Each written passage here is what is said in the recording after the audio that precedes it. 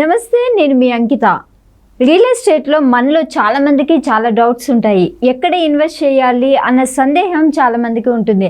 అయితే ఈ సందేహాలన్నిటికీ క్లారిటీ ఇవ్వడానికి నాతో పాటు డాక్టర్ నంది రామేశ్వరరావు గారు, founder and CEO of realtor oxygen, ఆయన మనతో ఉన్నారు. అయితే సార్కి 30 ఏళ్ళుగా రియల్ ఎస్టేట్లో అనుభవం ఉంది. ఆయన అడిగి మరిన్ని విషయాలు అయితే మనం తెలుసుకుందాం. నమస్తే సార్. నమస్తే అమ్మా. అమరావతిలో చూసుకుంటే ఇప్పుడు ORR స్టార్ట్ కాబోతుంది. దీని పరిణామం ఎలా ఉండబోతుంది అంటే గుంటూరు, కృష్ణా ప్రాంతాల్లో అసలు రియల్ ఎస్టేట్ డిమాండ్ ఎలా ఉండబోతుంది? అది చాలా మంచి క్వశ్చన్ అంకిత. ఎందుకంటే ప్రస్తుతం హాట్ టాపిక్గా, బర్నింగ్ టాపిక్గా ఉంది. అవును.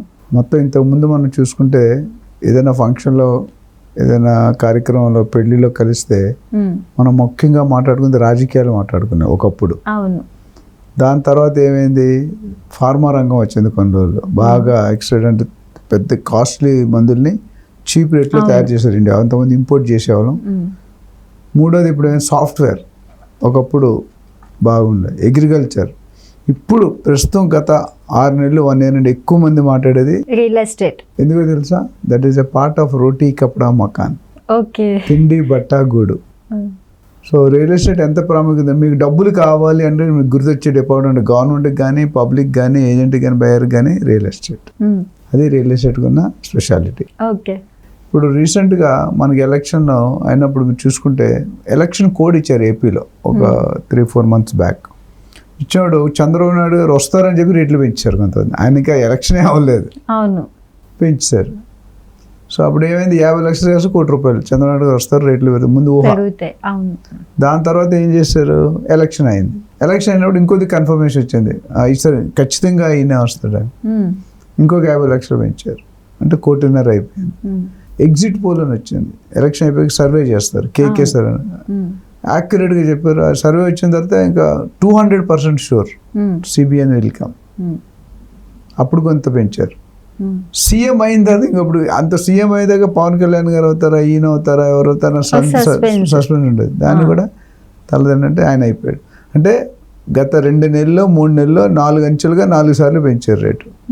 50 లక్షలు 3 కోట్లు 4 కోట్లు అయింది. బట్ కొంటారంటే బయర్స్ కొనరు. ఇది ఆర్టిఫిషియల్ ప్రైస్, హైప్ క్రియేట్ చేయడం మనకు అలవాటు, షో ఆఫ్ అంటారు. బట్ కొంత రియాలిటీ కూడా ఉంటుంది సార్. అంటే ఇప్పుడు కాస్ట్ ఇట్లా పెరగడం వలన అంటే కావాలని కొంతమంది వ్యక్తులు పెంచుతారా, లేకపోతే దీని డిమాండ్ అంటారా? ఇది కేస్ టు కేస్ మాట. రెండు నువ్వు చెప్పిన 2 కరెక్టే. ఆ సందర్భాలు ఉన్నాయి, ఈ సందర్భాలు ఉన్నాయి. ఓకే. ఎందుకంటే జనరల్గా ఒక ఏరియా డెవలప్ అవుతుంది అనుకుంటే మన ఇన్నర్ సోర్సెస్ మన ఫ్యామిలీలో తెలిసిపోద్ది, అంటే క్యాబినెట్లో తెలిసిపోద్ది. సో వీళ్ళందరూ కూడా ఇన్వెస్ట్, చుట్టాలని వీళ్ళందరూ ఇన్వెస్ట్ చేయాలని తక్కువ రేట్లో ఇన్వెస్ట్ చేస్తారు. ఒకసారి డిక్లేర్ అయిపోయింది అనుకో, తర్వాత కొనలేం. స్పెషల్ ఎకనామిక్ జోన్స్ అని ఉంటాయి కొన్ని, అక్కడ రేట్లు ముందన్నీ కొనుక్కొని తర్వాత పెంచుతారు. అది ఎక్కడైనా ఈ గవర్నమెంట్ కాదు, ఏ గవర్నమెంట్, అది సహజం.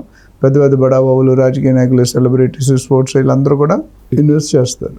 Coming back to your question, రీసెంట్గా చంద్రబాబు నాయుడు గారు సీఎం అయిన తర్వాత ఢిల్లీ పర్యటనలో నరేంద్ర మోడీ గారిని, అమిత్ షా గారిని, నితిన్ గడ్కరీ వీళ్ళందరినీ, రిలవెంట్ మినిస్టర్స్ అందరినీ కలవడం జరిగింది. కలిసి ఆయన ఒక ప్రతిపాదన పెట్టారు. అంతకుముందు ఆయన ఫస్ట్ టర్మ్లో అమరావతి గురించి, ఏపీ ప్లాన్ గురించి వేసారు. సింగపూర్ ఆర్కిటెక్ట్తో మంచి డిజైనింగ్ చేసి, అన్ఫార్చునేట్ అది అమలు పరిచే టైంకి గవర్నమెంట్ పడిపోయింది. ఇప్పుడు మళ్ళీ వచ్చింది. సో ఇప్పుడు మనం వెళ్ళినప్పుడు ఆయన ప్రతిపాదన ఏంటంటే, నాకు ఓవరాల్ ఆల్మోస్ట్ 185-189 కిలోమీటర్ స్ట్రెచ్ డయామీటర్లో ఉంది. దానికి ఎస్టిమేటెడ్ కాస్ట్ 20,000 కోట్లు అంటే 25,000 కోట్లు. గుడ్ థింగ్ ఏంటంటే సెంట్రల్ గవర్నమెంట్ నాడ్ ఇచ్చింది, అంటే స్పందించి మేము దీనికి కాస్ట్ ఏదైతే అవుతుందో మేము ఇస్తాము అని ఒక ఒప్పందంకి వచ్చారు. అది వెరీ గుడ్ సైన్. అదేవిధంగా 6 lane ఎక్స్ప్రెస్ హైవే కూడా ప్రతిపాదించారు. దానికి కూడా సానుకూల స్పందన వచ్చింది. ఈ 2 వచ్చాయంటే అమరావతి రూపురేఖలు మారిపోతాయి. రియల్ ఎస్టేట్ రేట్లు ఆకాశాన్ని అందుకుంటాయి. అంటే నార్మల్ సామాన్యుడు మనిషి, మానవుడు దాన్ని చేరుకోవాలంటే కొద్ది కష్టపడాల్సిందే. సో ఆ విషయంలో చూసుకుంటే ఇప్పుడు ఈ ఒకసారి ఓవరాల్ అవ్వడానికి ఇక్కడ ఏంటంటే ఇంతవరకు అంతా థియరీ నడుస్తుంది, మాటలు నడుస్తున్నాయి, చేతలు నడవట్లే. చేతలు నడవాలంటే డబ్బులు ఉండాలి చేతిలో, ధనం ఇదం మూలం. సో డబ్బులు లేకపోతే ఏవి కావు. నువ్వు ఎంత ఎక్స్పర్ట్ అయినా, ఎంత పెద్ద నువ్వు సీనియర్ అయినా చేతిలో డబ్బులు ఉండాలి కదా పని జరగాలంటే. సో అది ఇప్పుడు ప్రస్తుతం చంద్రబాబు నాయుడు గారు ఆ స్టేజ్లో ఉన్నారు. ఏది డబ్బులు సమకూర్చడం, ఇండస్ట్రీ పుల్ చేయడం, ఫండింగ్ రావడం, ఎంప్లాయ్మెంట్ ఇవ్వడం, వీటిలో ప్యారల్గా పనిచేయాలి. బట్ డెఫినెట్గా ఆయన ఏమంటారంటే, ఆయన కానీ ఆయన క్యాబినెట్ మినిస్టర్ నారాయణ గారు వీళ్ళందరూ 2.5-3 yearsలో చేస్తాం అంటున్నారు. అది కొద్దిగా టఫ్ జాబే. ఎందుకంటే జీరో లెవెల్లో ఉంది అమరావతి. క్యాపిటల్ అనేది చెప్పుకోవడానికి కూడా మన దగ్గర ఏం లేదు. బట్ ఒకసారి ప్రతి అగ్రెసివ్గా వర్క్ స్టార్ట్ చేస్తే కనుక 3 సంవత్సరాలు కాకపోతే 4-5 సంవత్సరాలు అయితే కంప్లీట్ అవుతుంది.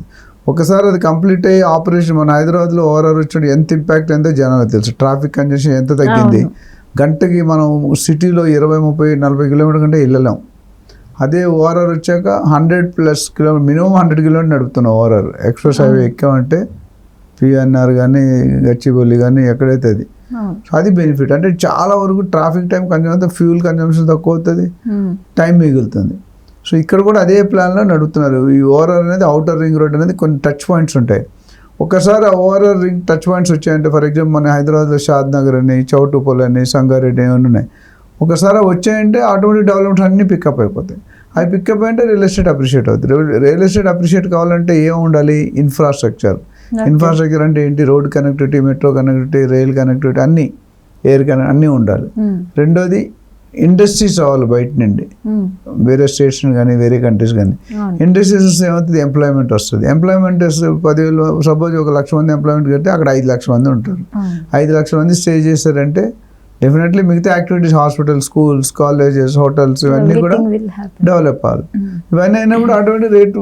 ఇప్పుడు ఏంటంటే చాలా మంది రేటు అమరావతిలో అసలు వస్తాయా? గత 10 సంవత్సరాలు అయితే ఏం రాలేదు. ఫస్ట్ 5 years ప్లానింగ్ టైం పెట్టింది, సెకండ్ 5 years నాటికేకి ఇచ్చారు. సో ఏవి డెవలప్మెంట్స్ కాలేదు. సో డెవలప్మెంట్స్ కాలేదు కాబట్టి ఎవరికి నమ్మకం లేదు. ఇవన్నీ ఏపీ సెటిలర్స్ కూడా బయటకు వెళ్తున్నారు. ఇప్పుడు వాళ్ళు తిరిగి రావాలంటే ప్రస్తుతం ఉన్న సిబిఎన్ గారు గవర్నమెంట్ దాని ఇండస్ట్రీస్ కానీ, స్పోర్ట్స్ సిటీ కానీ, హెల్త్ సిటీ కానీ, ఫార్మసీ కానీ, ఐటీ కారిడార్ ముఖ్యంగా ఇవన్నీ డెవలప్ చేసి ఇండస్ట్రీస్ని తీసుకొస్తే డెఫినెట్గా మళ్ళీ మనకి ఆయనకి అనుభవం ఉంది. ఆల్రెడీ గత 3 terms సీఎంగా చాలా విషయాలు డెవలప్ చేశారు. అండ్ ఈరోజు నరేంద్ర మోడీ గారు పక్కన కూర్చొని అర్హత సంపాదించారు. దేశంలో చాలా మంది దీనికంటే సీనియర్ పొలిటీషియన్, జూనియర్ ఉన్నారు. బట్ ఈయన ఎక్కడ కూర్చున్నారు? మన మీటింగ్ ఎలక్షన్ తర్వాత పక్కన కూర్చున్నారు. అండ్ సపోర్ట్ ఈయన వల్లే గవర్నమెంట్ నిలిచింది, సెంట్రల్ గవర్నమెంట్. ప్లస్ పాయింట్ ఏంటంటే ఈ 20-25 కోట్లు అనేది చాలా పెద్ద అమౌంట్. సో అది తెచ్చుకున్న కెపాసిటీకి వచ్చారు. అండ్ వీళ్ళు ఏది అడిగినా ఎస్ అనాలి, నో అంటే మళ్ళీ ఎప్పుడైనా తోకచాటించవచ్చు అన్నారు. ఎందుకంటే ఇద్దరు ఇప్పుడు అక్కడ బీజేపీ కూడా ఇంపార్టెంట్, ఇక్కడ టీడీపీ కూడా ఇంపార్టెంట్. ఎందుకంటే ఇక్కడ గవర్నమెంట్ కూటమి, అక్కడ గవర్నమెంట్ కూటమి గవర్నమెంట్ అంటే కోయిలేషన్ గవర్నమెంట్. చాలా ఇబ్బందులు ఉంటాయి. కలిసి ఉన్నప్పుడల్లా బాగుంటాయి, విడిపోతే తేడాలు వస్తాయి. సార్ అయితే ఇప్పుడు ఓఆర్ వస్తే కానీ అమరావతిలో అసలు ఇప్పుడు పక్కనున్న గుంటూరు కానీ, కృష్ణా కానీ కాస్ట్ ఎంతవరకు హై అవుతుంది అంటారు? డెఫినెట్గా ఏరియా బట్టి. ఇప్పుడు ప్రస్తుతం చంద్రబాబు గవర్నమెంట్ క్లారిటీ లేదమ్మా, అంటే ఎక్కడ ఏది వస్తుందో తెలియదు. ముఖ్యంగా అమరావతిలో అయితే సీడ్ యాక్సెస్ రోడ్ అని ఉంది. సీడ్ యాక్సెస్ రోడ్ అంటే మెయిన్ క్యాపిటల్, ఎక్కడైతే గవర్నర్ బంగ్లా, కోర్ట్స్ కానీ, గవర్నమెంట్ ఆఫీసెస్ కానీ, IAS officers, colony, quarters, departments, గవర్నమెంట్లో చాలా డిపార్ట్మెంట్, ఆ డిపార్ట్మెంట్ అన్నీ ఒక దగ్గర 9 kilometers స్ట్రెచ్లో ఉంది. అక్కడ మాత్రం నాకు తెలిసి ఇప్పుడు ఆల్రెడీ రేట్లు పెరిగిన తర్వాత 50 నుండి 65 వేలు నడుస్తుంది గజం. అదేవిధంగా అక్కడికి దూరంగా వస్తాయి సిటీ సెంటర్ నుండి. ఇప్పుడు బంజారాలు, జూబ్లీస్ మన సెంటర్లో ఉన్నాం. దీనికి 4 పక్కల కుషాగూడ ఉంది, దిల్సుఖ్ నగర్ ఉంది, కుక్కడపల్లి ఉంది, గచ్చిబౌలి ఉంది, రకరకాల ఊర్లు ఉన్నాయి మనకి. ఇవన్నీ కూడా దూరం వెళ్తున్న కొద్ది కొద్ది తగ్గుతుంటాయి. షాద్ నగర్కి వెళ్తే 15-20 వేలకే దొరుకుతుంది గజం. బంజారాలో దొరుకుతుంటే దొరకదు, శ్రీనగర్లో దొరుకుతుంటే దొరకదు. సో అన్నిట్లో కూడా నాకు తెలిసి మినిమం జంప్ అయితే ఉంటుంది. 30% ఉంటుందా, 50% ఉంటుందా, అయితే 100% ఉంటుందా అనేది ఆ సైట్ బట్టి, లొకేషన్ బట్టి, ఏరియా బట్టి, రోడ్డు పక్కన ఉందా, రోడ్డుకి దూరంగా ఉందా, గేటెడ్ కమ్యూనిటీనా, నార్మల్ ఇండిపెండెంట్ హౌసా, ఇవన్నీ ఫ్యాక్టర్స్ మీద డిపెండ్ అయి ఉంటుంది. ఒక్కటైతే ఖచ్చితంగా రేట్స్ అయితే పెరిగితే, బట్ నాకు తెలిసి ఇమీడియట్గా అంత పెరగకపోవచ్చు. బట్ కొద్దిగా యాక్టివిటీ స్టార్ట్ అయితే పెరిగే అవకాశాలు చాలా ఉన్నాయి. Okay, thank you so much sir. Thank you.